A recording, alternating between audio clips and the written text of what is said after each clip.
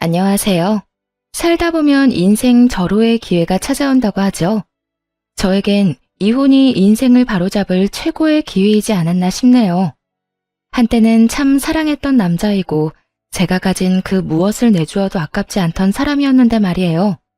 하지만 전 남편의 추악한 속내를 알고 나니 입안에 들어있는 사탕까지도 다 뺏어버리고 싶은 심정이더군요. 친정아빠가 주변 사람들을 의심하고 또 의심할 땐 왜 무턱대고 사람을 의심하냐며 그렇게나 못마땅해 했었는데 말이죠. 많은 일을 겪고 난 지금에서야 왜 아빠가 그렇게까지 돌다리를 부서져라 두드리고 건너는지 알 것만 같더라고요. 10개의 물속은 알아도 1개의 사람 속은 모른다더니 그걸 경험을 통해서 누구보다 더 정확하게 깨닫게 되었네요. 한때 삶의 전부였던 남편과는 회사에서 만나 결혼까지 하게 된 사이였어요.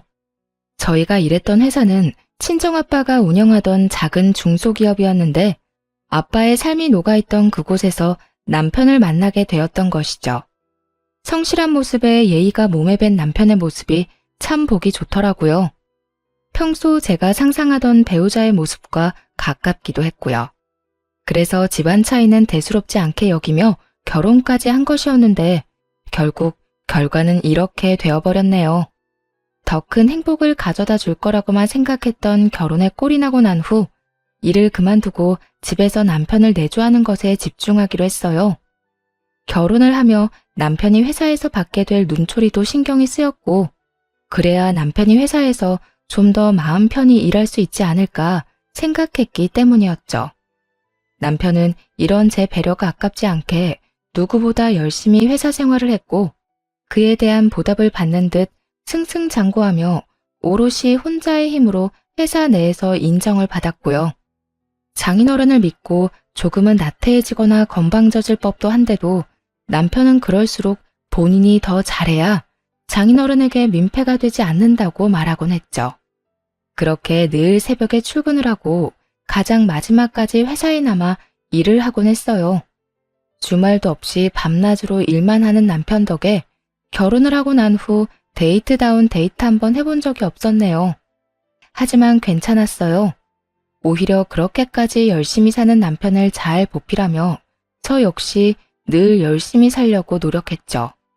앞서 말씀드린 것처럼 아빠는 사람을 쉽게 믿지 않는 분이셨고 그래서 남편에게 다른 의중이 있을 것이라며 의심스럽게 바라보시던 시절도 있었어요. 하지만 3년 동안 한결같이 성실한 남편의 모습에 마음을 여시는가 싶더니 어느 순간부턴 중요한 결정을 내리기 전엔 남편을 불러 상의하곤 하더라고요. 여보, 오늘은 일찍 온다더니 왜 이렇게 늦었어? 그게 장인어른께서 이번 투자처 때문에 급하게 상의 좀 하자고 하셔서 장인어른이랑 서류 좀 살펴보느라 늦어졌어. 많이 기다렸어? 아니, 그냥 연락도 없이 늦길래 걱정했지. 그나저나 우리 아빠가 이제 당신한테 많이 의지하긴 하는가 봐. 이런 결정 내릴 때마다 당신 많이 찾네? 우리 여보가 일을 잘하긴 잘하나 보지? 멋있어. 이러다가 곧 아빠가 더 중요한 자리로 승진시켜주는 거 아니야? 에이, 그런 말 하지도 마. 난 지금 자리도 벅차니까 말이야. 장인어른께도 그런 말은 하지도 마. 난 정말 장인어른께 패되기 싫어서 열심히 하는 건데 괜히 그런 말 때문에 장인어른이 괜한 오해하시는 거 싫어. 알겠지? 걱정도 팔자다. 내가 왜 그런 말을 하겠어? 당신 곤란해지게. 그냥 나는 당신이 이만큼 열심히 하고 잘하니까 그렇지. 여보, 정말 멋있어. 진짜 대단하다고 생각해. 당신도 대단하고 멋있어. 나야 나가서 일만 하면 되지만 당신은 안팎으로 내조한다고 얼마나 힘들어. 그런 면에선 나보다 당신이 더 대단하고 멋있어. 만족감이 가득한 평화로운 시간을 보내던 어느 날, 시댁에 신경이 쓰이는 사람이 생겼어요.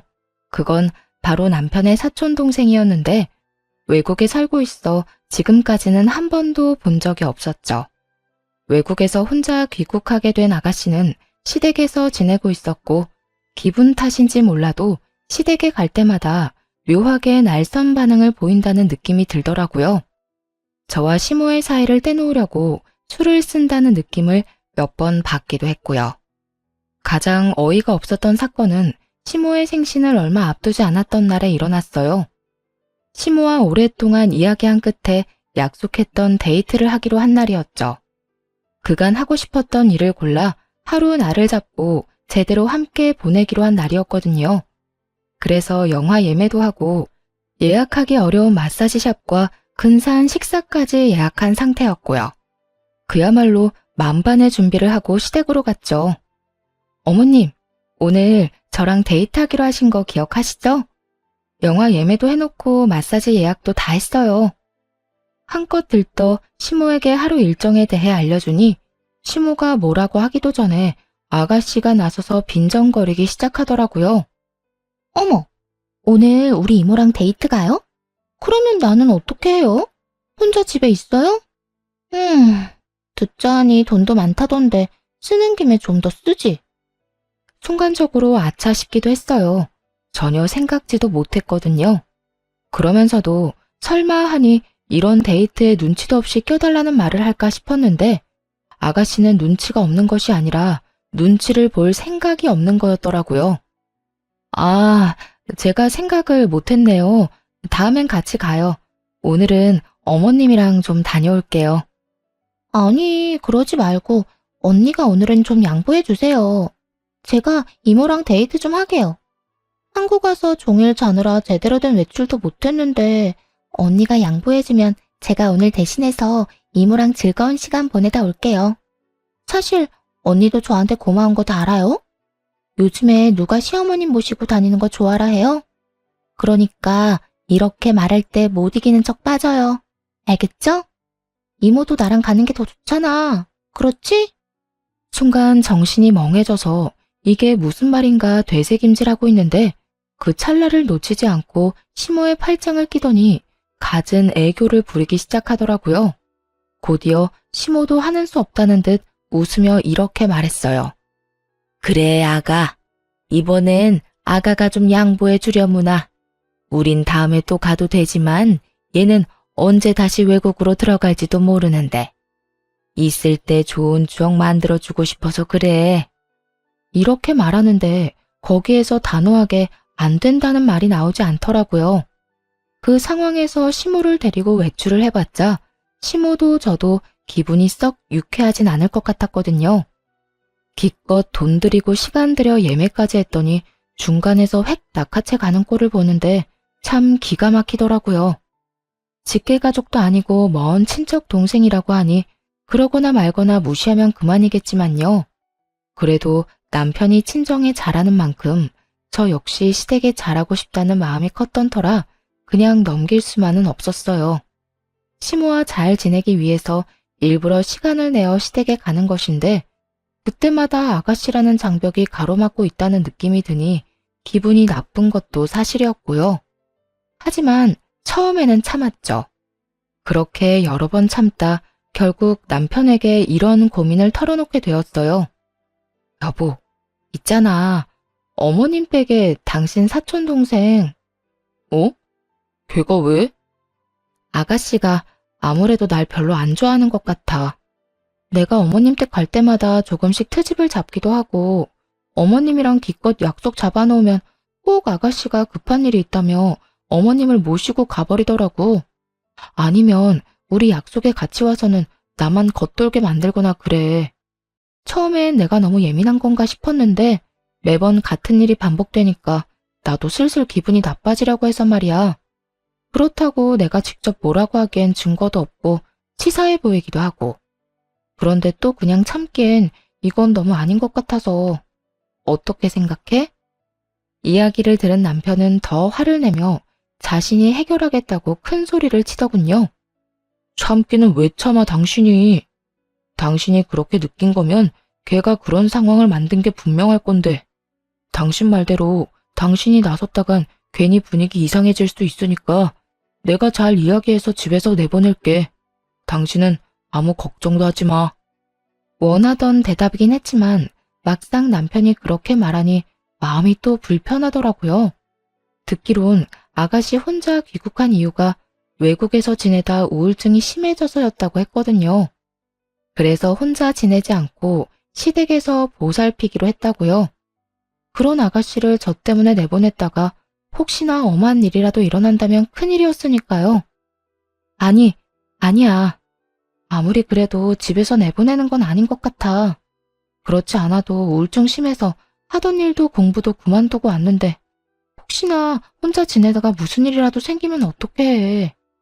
하긴 부럽긴 하네. 그것까진 생각 못했네. 그러면 일단 내가 잘 이야기해볼게. 당신 곤란하지 않게 말이야.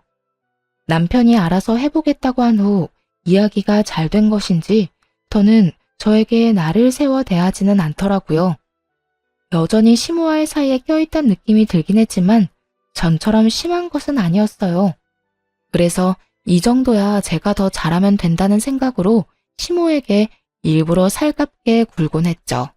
하지만 이 일이 잘 해결되고 난 후 큰일이 생겼어요. 그건 바로 친정아빠가 갑작스럽게 입원을 하게 된 것이었죠. 나이가 있으시니 가끔 몸이 좋지 않으면 입원을 해 쉬시곤 했는데 이번엔 어디가 많이 안 좋으신 건지 여러 검사들을 받으며 입원 기간이 길어지더라고요. 엄마, 아빠 어디 많이 편찮으셔? 입원한 지가 언젠데 퇴원은 고사하고 왜 아무 말도 안 해주는 거야? 나 진짜 답답해, 겁도 나고. 겁날 것도 많아. 아직 검사 결과가 안 나와서 그래. 이번에 검사를 많이 해서 그런가 결과 나오는데 시간이 꽤 걸리네. 그러니까 너무 걱정하지 말고 넌 네 할 일 하고 있어. 자세한 건 나중에 이야기하자, 천천히. 어느 하나 명확하지 않은 엄마의 대답은 더욱 불안하게 만들었고 무서운 생각도 들어 걱정만 늘어가고 있었어요. 딸바보라 소문난 아빠의 사랑을 듬뿍 받고 자랐던지라 온통 아빠에게 신경이 곤두서 있던 상황이었죠. 그런데 그 와중에 남편이 점점 이상하다는 느낌이 들더라고요. 여보, 오늘 나 병원 갈 건데 당신도 같이 갈래? 난 오늘 일 때문에 중요한 약속 있는데. 왜 그 있잖아. 중요한 거래처 사장님이랑 요즘 조율하고 있다고 했던 거. 그 일로 오늘 만나기로 했어. 아, 그거? 그런데 그건 저번 주에 마무리했다고 하지 않았나? 그 일 때문에 당신 늦는다고 하고 새벽에 들어왔었잖아. 그때 분명히 마무리했다고 들은 것 같은데? 그게 내 착각이었지 뭐야? 난 충분히 좋은 쪽으로 마무리됐다고 생각했는데 상대방 생각은 다르더라고. 그래서 오늘 다시 만나 뵙기로 했어. 처음엔 저보다도 자주 병원에 들락날락하던 사람이 이런저런 핑계를 대며 병원의 발길을 끊어버리기도 했고 시댁을 핑계 삼아 외박을 하는 날도 생겨나기 시작했어요. 여보, 오늘도 많이 늦어?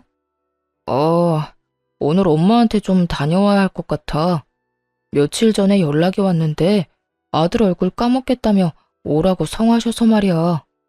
무슨 일 있는 것 같기도 하고 아마 전화로 할 말은 아닌 것 같고 얼굴 보고 해야 할 말 같아서 오늘 가보려고. 아, 그래? 그러면 나도 오늘 어머님 댁으로 가 있을까? 그러고 보니까 내가 요즘 아빠 때문에 어머님을 전혀 신경 못 썼네.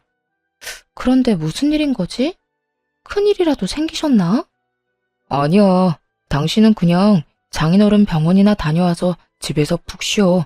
그렇지 않아도 신경 쓸 일 많은 사람이 시댁까지 왜 챙겨? 우리 엄마 그렇게 이해심 없는 사람 아니니까 당신은 그냥 쉬고 나 혼자 다녀올게. 아니다. 오늘 간 김에 하루 자고 거기서 바로 출근할 테니까 당신은 내 밥 걱정하지 말고 푹 쉬어. 걱정을 하지 말라고는 해도 걱정이 될 만한 상황이었어요. 시댁에 일이 있다. 혹은 시모가 찾는다는 이유로 시댁에 가는 날은 잦아졌거든요. 더구나 막상 다녀와서는 무슨 일 때문인지 이렇다 할 설명도 없었고요. 아무리 제가 친정일 때문에 정신이 없다고는 하지만 그게 아니라 정말로 말하지 못할 법한 큰일이라도 생긴 것은 아닌지 어느 순간부터 걱정이 되기 시작했네요. 그래서 시모에게 전화를 걸어 상황을 떠보기로 했어요. 어머님, 잘 지내시죠? 그럼 난 잘 있지. 사돈 어른은 어떠시니? 아직 병원에 계신다고 들었는데. 네, 아직 병원에 계세요.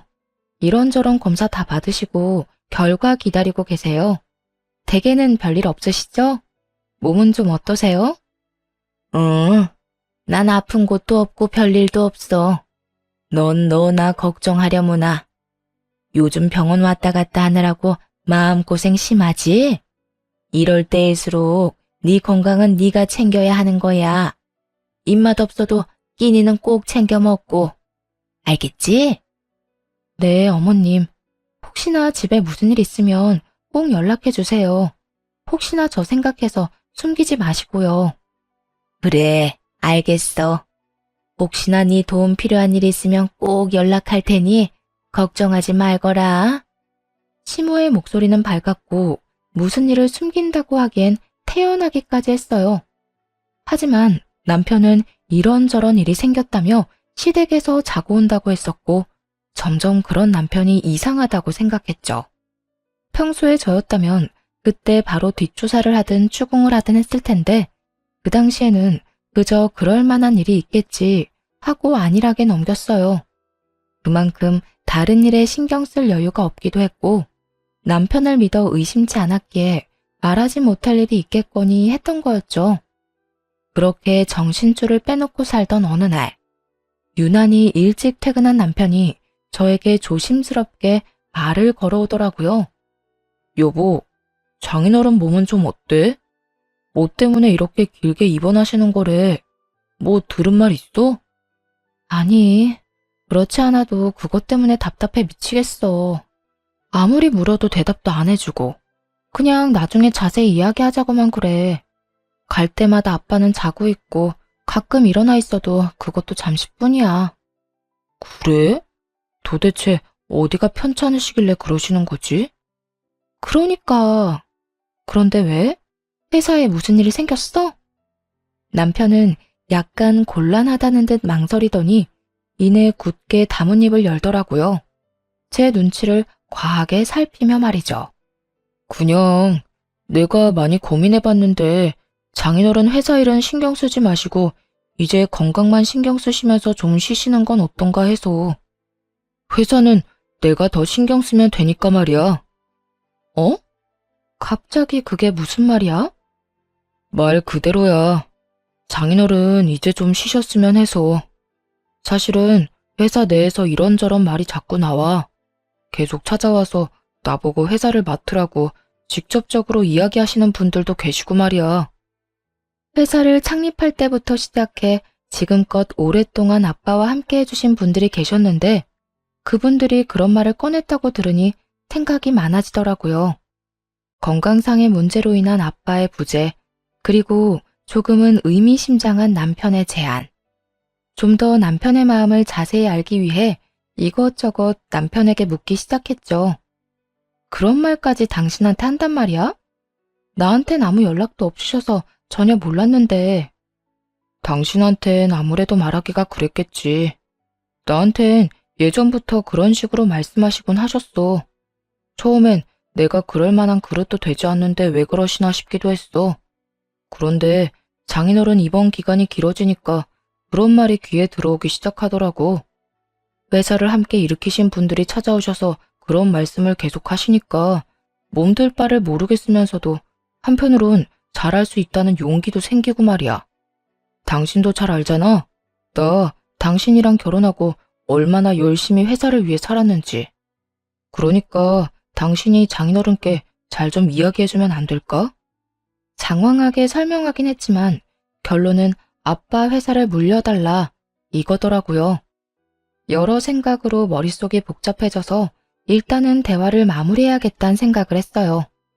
더 이야기를 나누어봤자 머릿속만 복잡해질 것 같았으니까요. 일단 생각 좀 해보자. 생각 정리되면 아빠하고도 잘 이야기해볼게. 그래.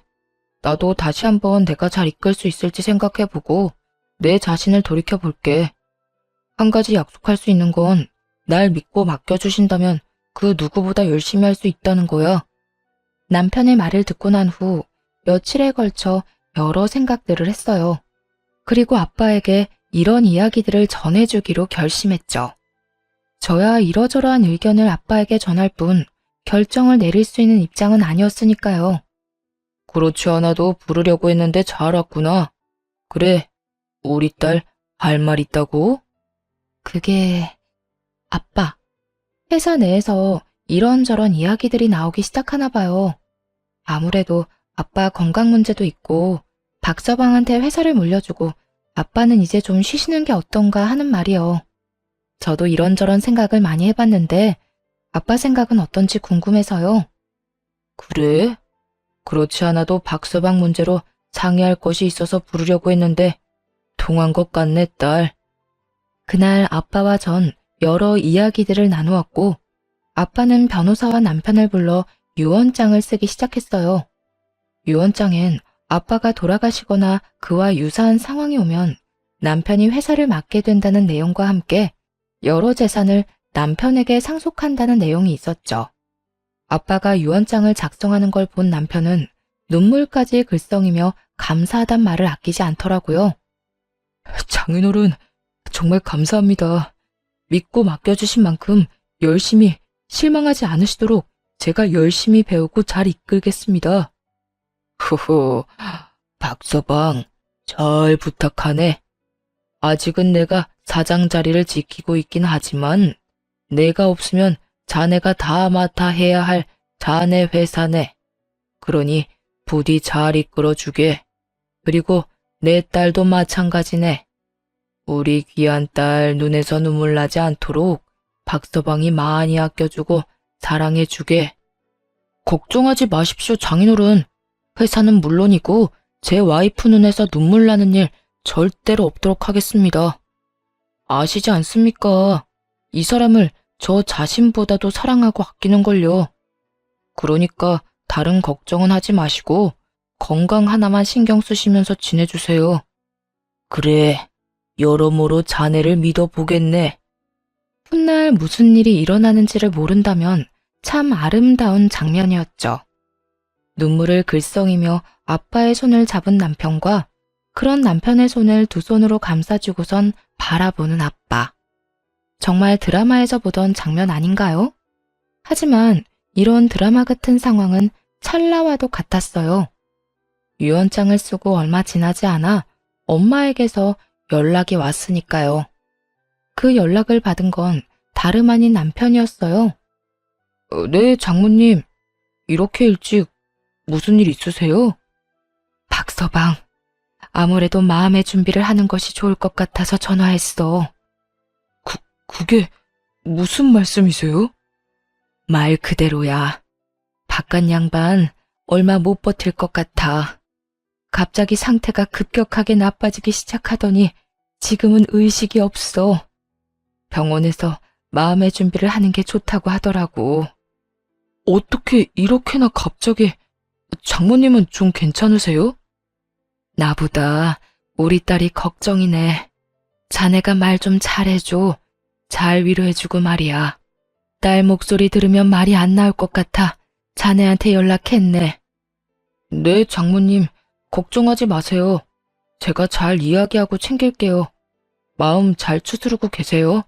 제가 시간 내서 병원으로 갈게요. 그 연락을 시작으로 저의 일상을 비롯해 모든 것이 다르게 흘러가기 시작했어요. 남편은 점점 변해가더라고요. 하루가 멀다고 제 집처럼 오가던 병원은 발길을 끊어버렸고 상냥한 말투는 온데간데 없이 사라졌네요. 여보, 요즘 당신 좀 변한 것 같아. 무슨 일 있어? 좀 예민하다고 느껴지기도 하고 무심하다고 느껴질 때도 있어서 서운할 때도 있다고. 요즘 많이 힘들어? 서운? 당신이 애야? 별것도 아닌 일에 삐지고 서운하게? 그리고 나 요즘 바쁜 거 뻔히 알면서 그런 일로 서운하다는 말을 하고 싶어? 철이 없는 거야, 생각이 없는 거야? 그렇지 않아도 바빠서 몸도 마음도 힘든데 제발 집에서라도 마음 편히 좀 있자, 어? 당신이 이러니까 무슨 일 있냐고 묻는 거야. 요즘 내가 무슨 말만 하면 이런 반응이니까. 걱정돼서 건네는 말에 돌아오는 건 매번 날선 대답이니까. 입장 바꿔서 당신 같으면 이런 생각이 들지 않겠어? 당신이 그렇게 느낀다면 내가 요즘 예민한 게 맞겠지. 그런데 내가 그렇게나 예민하게 굴면 좀 내버려 두면 안 되는 거야? 꼭 그렇게 일일이 쫓아다니면서 말 걸고 귀찮게 해야 해? 그냥 그런가 보다, 좀 피곤한가 보다 하고 내버려 두면 되잖아. 이렇게 까칠해지는 것은 기본이었죠. 이게 다가 아니었어요. 어느 순간부터 점점 귀가가 늦어진다 싶더니 하루는 회사 근처에 지낼 곳을 얻었다고 하더군요. 나 회사 근처에 집 얻었어. 뭐? 왜? 바쁠 땐 새벽까지 일해야 하는데 매번 집에 왔다 갔다 하기 힘들어서. 어차피 집에 와도 씻고 옷만 갈아입고 바로 다시 나가야 하는데 그 시간 아껴서 잠이라도 좀 자면 좋잖아. 그래서 늦어지면 여기 말고 아예 그 집으로 왔다 갔다 하려고. 그러니까 내가 늦으면 기다리지 말고 먼저 자. 두 집 살림한다는 말을 참 당당하게도 하더군요. 화도 나지 않았어요. 이렇게 나올 걸 어느 정도 알고 있었으니까요. 무슨 이야기냐고요? 사실 남편이 친정아빠를 들먹이며 회사를 탐내고 있다는 느낌을 받은 순간부터 남편을 의심하기 시작했거든요. 그때 바로 남편의 뒷조사를 시작했고 그 결과는 상상도 한 적도 없던 것이었죠. 우선 남편은 회사 사람들의 권유를 받은 것도 아니었어요. 오히려 회사 내 오래된 분들을 직접 찾아뵙고 다니며 자신의 편으로 만들기 위해 온갖 애를 쓰고 있었더라고요. 때로는 큰 금액의 돈을 빼돌려 그분들을 회유하는 것에 쓰기도 했고요. 그것뿐만이 아니었죠. 더 어이가 없었던 건 시댁에 잠시 살기로 했다던 신경 쓰이는 그 여자였어요. 그러니까 아가씨로만 알고 있던 사람 말이에요. 사촌 동생이 아니었더라고요. 그 여자의 정체는 상간녀였어요. 정말 간도 크죠? 저도 들락거리는 시댁에 본인 사촌 동생으로 둔갑시켜 숨겨뒀더라고요. 남편은 물론이고 시부모님들까지 모든 사실을 알면서 그런 거짓말로 저를 속이고 있었다니 정말 믿을 사람 하나 없다 싶었어요. 모든 사실을 알고 나니 남편이 시댁 핑계를 대고 가끔 외박을 하던 것이 떠오르며 온몸에 소름이 끼치더라고요. 이게 끝이 아니었어요. 두 사람의 대화를 녹음 파일로 받았는데 들어보니 정말이지 추악한 속내 그 자체였죠. 오빠, 언제까지 이러고 살아야 해? 조금만 더 기다리라고 했잖아. 그 노인네 무슨 병인지는 몰라도 병원에서 지내는 시간이 꽤 길어지고 있다고. 이제 고지가 눈앞인데 급하게 굴다가 다 망칠 작정이야? 그런 건 아닌데, 그러면 나 집이라도 얻어줘.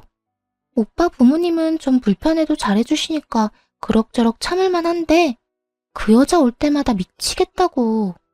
올 때마다 어떻게 해서든 어머님께 잘 보이려고 알랑방귀 끼어대는데 아주 꼴 보기 싫어 죽겠어. 그러거나 말거나 신경을 꺼. 아예 방에 들어가 버리거나 그러면 되지. 그걸 왜 다 지켜보고 있어? 내가 말했지. 자기가 계속 예민하게 굴면 그 여자가 이상하게 생각할 거라고. 그러니까 이상한 말이나 행동하지 말고 그냥 신경 쓰지 마. 응? 오빠 같으면 그게 돼? 저러다가 어머님이 나 말고 저 여자 편을 들면 어쩌나. 그러다 오빠까지 나 버리고 그 여자한테 가면 어쩌나. 내가 얼마나 걱정인 줄 알아? 별 걱정을 다 한다. 그럴 것 같았으면 우리 집에 자기 들이지도 않았겠지. 그리고 우리 엄마 그 여자보다 자기 더 좋아해. 그 여자야 자기도 알다시피 우리 집 지갑인 거 알잖아. 나한테 돈도 주고 회사도 줄 통 큰 지갑 말이야. 자기는 지갑 보면 무슨 감정이 느껴져? 나도 마찬가지야. 아무 감정도 느낌도 없어. 애초에 사랑 같은 거 하지도 않았고 우연히 그 여자가 회사 사장 딸인 거 알고 결혼한 것뿐이라고. 그러니까 그런 걱정은 하지도 마. 하긴. 그래도 집은 얻어줘. 나 오빠랑 오붓하게 지내고 싶단 말이야. 그래, 그건 타이밍 봐서 얻어줄게. 그래도 일단 완전히 회사 얻고 난 뒤에 혹시나 꼬리 잡히면 끝장인 거 알지? 알겠어. 그때까진 기다리도록 해볼게. 그러니까 이렇게 밖에서 둘만 만나자고 조르는 것도 한동안은 자제해. 정 밖에서 보고 싶으면 엄마를 데리고 오란 말이야. 다 된 밥에 코 빠뜨리지 말자 우리. 저와 저희 집을 지갑이라고 칭하며 어떻게 해서든 하나라도 더 받아가려고 안달이 났더군요. 자기들 딴엔 치밀한 계획이라고 생각하는 것 같았는데 이렇게 하루아침에 모두 들켜버렸다는 걸 알면 과연 어떤 표정을 지을지 그것 참 궁금하더라고요. 모든 사실을 알고 난 후 이혼은 당연한 수순이었지만 그래도 망설여지는 건 어쩔 수 없더라고요. 그 당시 아빠가 계속해서 병원에 계셨으니까요. 건강한 상태에서 들어도 충격적인 내용인데 입원한 상태의 아빠에게 말을 꺼내려고 하니 차마 입이 떨어지지 않았죠. 그렇게 이러지도 저러지도 못하며 시간만 보내던 어느 날, 엄마에게 연락을 받았어요. 그렇지 않아도 마침 이 모든 것을 말씀드리기로 결심이 섰던 터였죠. 아빠, 그리고 할 말이 있는데요. 사실은 박서방 다른 여자 있어요. 우울증이 심해서 시댁에 와 있다던 박서방 사촌동생, 사실은 상간녀였더라고요. 물론 시댁에서도 이걸 다 숨기고 모른 척 했던 거고요. 그리고 아빠 회사를 노리고 있는 것 같아요. 조심스럽게 지금껏 알게 된 사실을 꺼내놓자 아빠는 복잡한 표정을 지으며 한숨을 쉬시더라고요. 아, 너도 결국엔 알게 됐구나. 오늘 내가 보자고 한 것도 이것 때문이었다. 이번에 입원이 길어진 이유는 박서방을 지켜보기 위함이었어. 일도 열심히 하는 것 같고 열심히 하는 것만큼 결과도 늘 좋아서 좀 더 힘 있는 자리로 옮겨줬다가 회사를 물려줘도 될까 고민을 하고 있었단다. 그런데 아무래도 찝찝한 기분이 가시지 않더구나. 그래서 일부러 입원을 하고 상황을 심각한 것처럼 몰고 갔지. 이런 상황이 되면 박서방의 진짜 모습이 나올 것 같아서 말이야. 그리고 혹시나 하는 마음에 나 역시 뒷조사를 해봤단다. 그러면 아빠, 아픈 게 아니었어요? 그래, 이 아빠 아주 튼튼해. 그냥 회사 물려주기 전에 확실히 해두고 싶었던 것뿐이야. 여러모로 말이다. 그래서 넌 앞으로 어떻게 할 거니? 아빠 엄마는 네 뜻에 따라가려고 한단다. 저는 당연히 이혼할 거예요. 이 모든 사실을 알았는데도 그런 인간이랑 더 살겠다고 하면 그건 제정신이 아닌 거죠. 그래, 우린 혹시나 해서 물어봤단다. 그러면 앞으로 어떻게 해야 할지 이야기를 좀 나눠볼까? 아빠와의 상의 끝에 위자료만 받고 끝내지 말고 복수를 계획했고, 그래서 유언장을 작성하는 것부터 시작해 아빠가 위독하다는 가짜 소식까지 전했던 것이었어요. 기쁨에 도취하여 있을 때 모든 걸 빼앗기로 한 것이었죠. 예상대로 남편은 하루가 다르게 변해갔고 그런 남편의 모습을 지켜보며 저 역시 마음 정리를 빠르게 해나가던 상태였네요. 우선 남편이 알고 있던 기존의 유언장을 수정했고 회사 돈을 얼마만큼 어디로 빼돌렸는지에 대한 조사도 조용히 진행했어요. 상간녀와 함께 살 집만 얻은 줄 알았더니 시댁 집까지 바꿔주었고 숨겨둔 외제차 2대까지 있더군요. 다시 뺏어오기도 쉽게 본인 명의로 말입니다. 이혼을 진행함과 동시에 경찰에 신고도 함께 했죠. 여러 소장들을 받고 나서야 남편은 제가 모든 것을 알았던 걸 눈치채곤 빌기 시작하더군요. 여보, 당신 지금 큰 오해하고 있어. 그러니까 내 말 좀 들어봐. 들어보면 다 이해할 거야. 보자마자 무릎을 꿇고 앉아서 한다는 말이 오해였다더군요. 감동도 없고 성의도 없는 말을 듣는데 어쩌다 이런 인간하고 여기서 이러고 있나 하는 생각마저 들었어요. 오해? 뭐가 오해인데? 당신이 우리 아빠 회사만 물려받고 나랑 이혼하려고 했던 거? 아니면 당신 집에 있는 그 여자가 사실은 상간녀였던 거? 도대체 뭐가 오해라는 건데? 그게 잠깐 흔들려서 여자 만났던 건 맞아. 그런데 당신도 생각을 좀 해봐. 내가 당신 같은 여자를 두고 왜 그딴 여자한테 가겠어?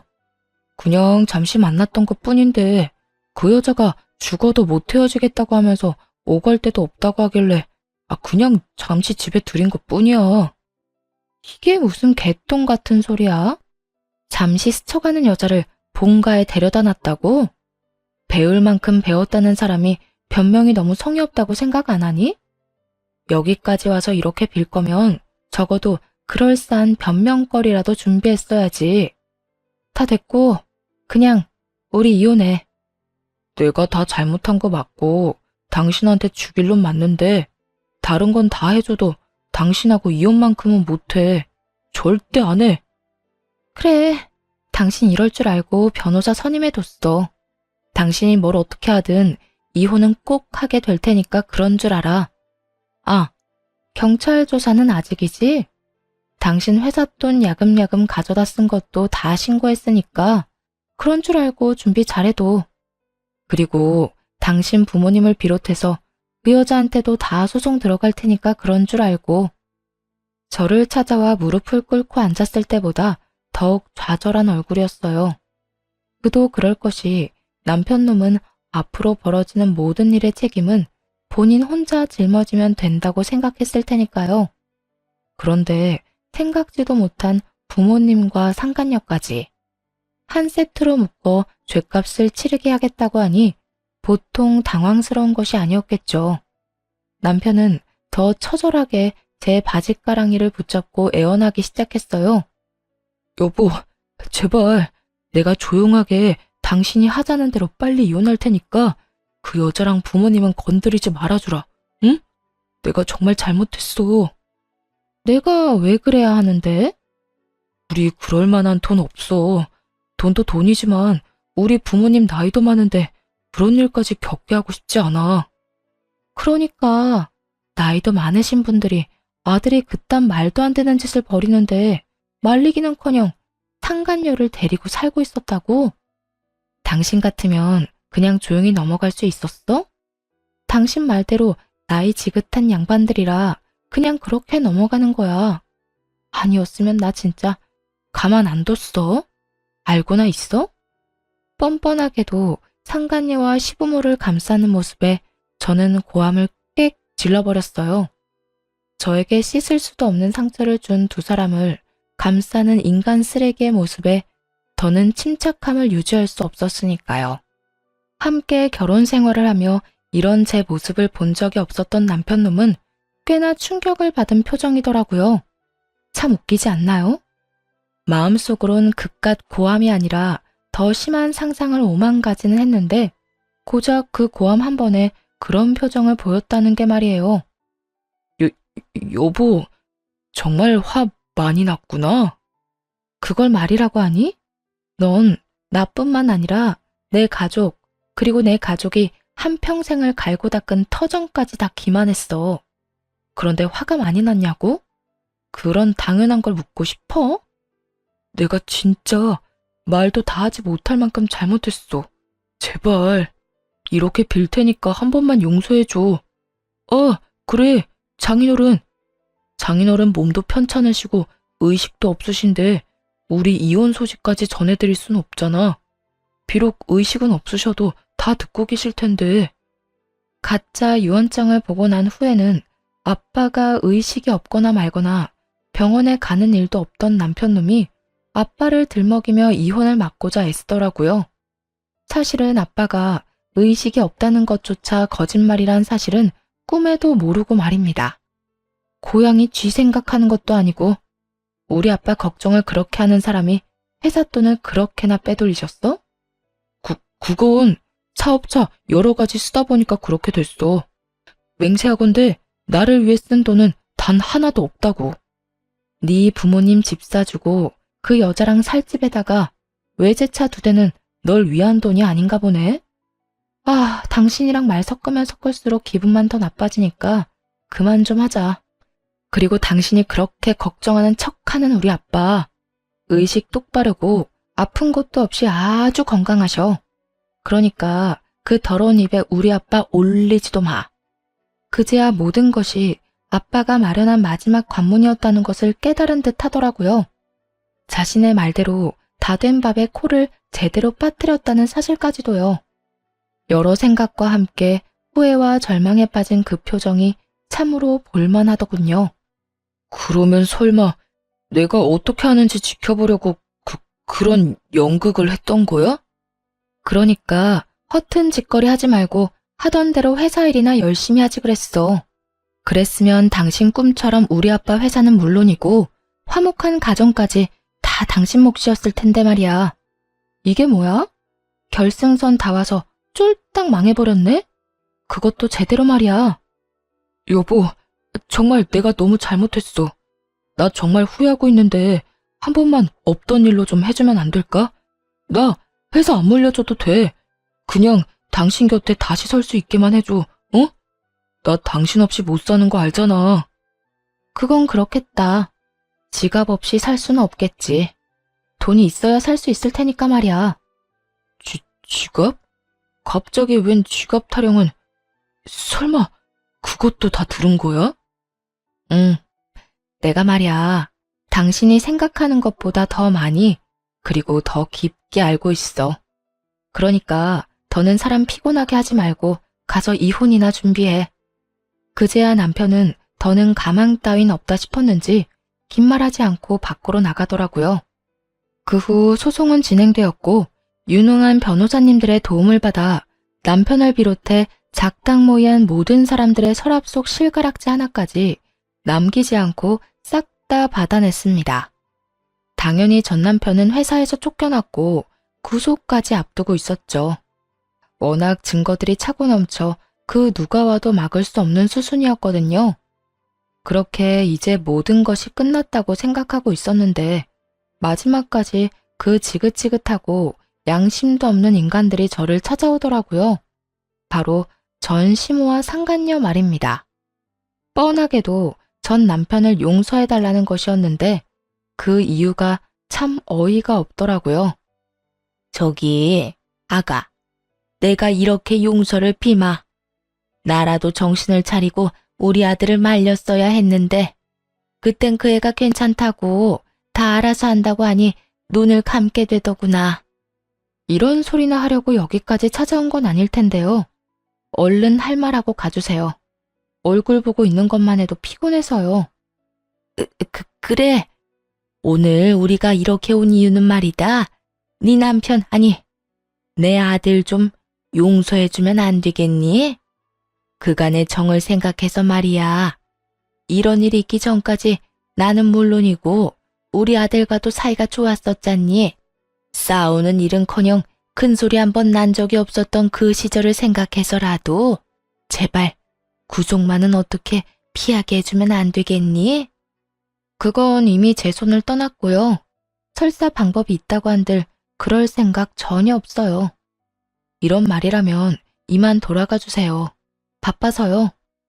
두 사람을 쫓아내려 하자 전 시모와 상가녀는 급하게 무릎을 꿇고 눈물로 호소하기 시작했어요. 아가, 그러지 말고 한 번만 용서해다오.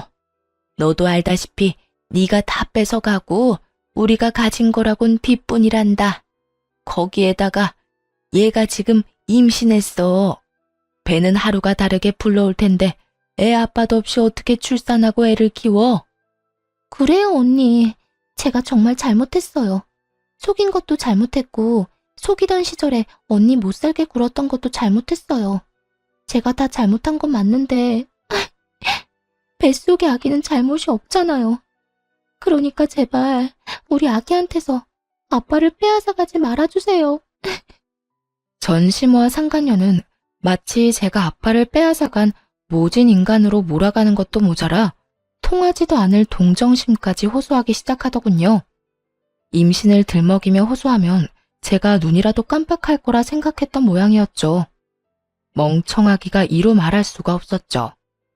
야, 네가 눈물 질질 흘리면서 임신했으니 봐달라고 하면 내가 마음이라도 흔들릴 줄 알았나 본데 사람 잘못 봐도 한참을 잘못 봤어. 난 절대 그 인간 용서할 생각도 없고 네가 눈물로 동정심을 호소해도 전혀 흔들림 따윈 없어. 그러니까 내 앞에서 이딴 짓거리 할 생각도 하지 마. 난 그렇게 자비로운 사람 아니니까 말이야. 사람이 어떻게 그렇게까지 매정할 수 있어요? 우리 오빠 이대로 구속되고 그 충격으로 뱃속의 아기가 잘못되기라도 한다면 그 죄를 어떻게 다 갚으려고 이렇게까지 하냐고요. 죄? 너 지금 나한테 죄라고 했니? 어디서 남의 남편 꼬셔서 불륜이나 저지른 주제에 감히 죄라는 단어를 입에 올려? 그리고 네 뱃속의 애, 그 애랑 내가 무슨 상관인데? 혹여나 그 애가 잘못된다고 한들 그건 내 탓이 아니라 너희들 탓이야. 그러니까 이상한 피해자 흉내내지 말고 당장 꺼져. 지금 봤으면 알다시피 내가 노인 임산부 배려할 만큼 좋은 사람이 아니라서 말이야. 이 인연이 진짜? 누군 네가 예뻐서 이러고 있는 줄 아나 본데 나도 너 싫고 짜증나거든? 그 어떤 방법으로도 마음을 돌릴 수 없다는 걸 깨달은 상간녀는 욕짓거리하며 손을 치켜 세우더군요. 전 바로 그런 상간녀의 손을 붙잡아 그대로 집 밖으로 쫓아내버렸어요. 그 모습을 본 시모 역시 저에게 화를 내며 언성을 높이기 시작하더라고요. 너 지금 홀몸도 아닌 애한테 뭐 하는 짓이야? 그러니까요. 홀몸도 아니면서 왜 여기까지 찾아와서 이딴 꼴을 당한대요? 손버릇은 또 얼마나 안 좋은지 태교해야 할 사람이.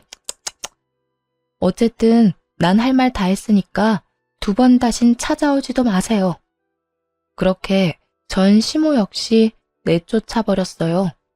내쫓기는 순간까지 어떻게 해서든 해를 가해보려 노력하는 듯 했지만 보기 좋게 질질 끌려 나가고 말았죠.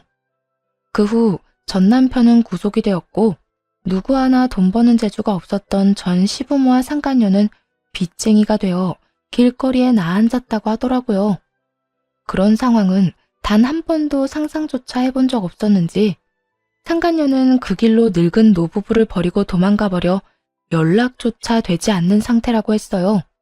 그 뒤로 전 행복하기 위해 부단히 애쓰며 살아가고 있어요. 아빠는 회사에서 물러나셨고 회사는 제가 아닌 회사에 오래 계셨던 분이 맡아주시고 있고요. 그리고 지금은 다시 입사해 이런저런 일을 배우고 있는 중이에요. 친정에서 지내며 부모님의 집을 지키면서 말이에요. 두 분은 요즘 여행을 다니시며 행복한 시간을 보내시는 중이라 집이 비는 날이 더 많아 혼자 사는 거나 마찬가지네요. 이혼을 하고 난 후 가장 많이 바뀐 것은 시간을 오로지 저를 위해 쓴다는 것인데요. 결혼 생활을 할 땐 모든 시간이 전 남편만을 위해 쓰였는데 이혼을 하고 나니 그것이 그렇게 후회가 되더라고요. 그래서 요즘은 모든 시간을 오로지 저만을 위해 쓰고 있어요. 평일엔 회사 일을 잘 습득하기 위해 부단히 노력하고 주말엔 충전을 위해 그저 쉬기도 하고 여러 곳을 다니며 구경을 하기도 해요. 가끔은 운동을 하며 에너지를 쏟아내기도 하고요. 이혼을 하고 친정으로 갔던 날 소송 내내 무덤덤하게 저를 도우시던 부모님이 우시더라고요. 우리 딸 고생 많이 했어. 그동안 많이 힘들었지? 이 사람이 애 앞에서 울지 말라니까. 당사자도 저렇게 씩씩하게 잘 이겨내고 있는데 당신이 이렇게 울면 어쩌자는 거야? 딸, 고생했어. 많이 힘들었지? 이제 다 끝났다. 그러니까 한동안은 우리 좀 쉬자. 푹 좀 쉬고 다시 잘 시작해보자. 네, 엄마, 아빠. 저 잘 이겨낼 수 있어요. 그러니까 두 분도 너무 마음 아파하지 마세요. 저는 정말 괜찮아요. 한번 무너졌던 우리 가족은 지금은 보란듯이 잘 지내고 있어요. 아빠 말씀대로 저흰 긴 휴식기를 지나 평온을 찾았고요. 앞서 말씀드렸다시피 부모님은 부모님대로 저는 저대로 새로운 출발을 시작했으니까요. 그럼 저는 행복한 시간을 보내기 위해 물러가 볼게요. 제 긴 사연 함께 해주셔서 감사합니다. 애청자분들 모두 행복하세요.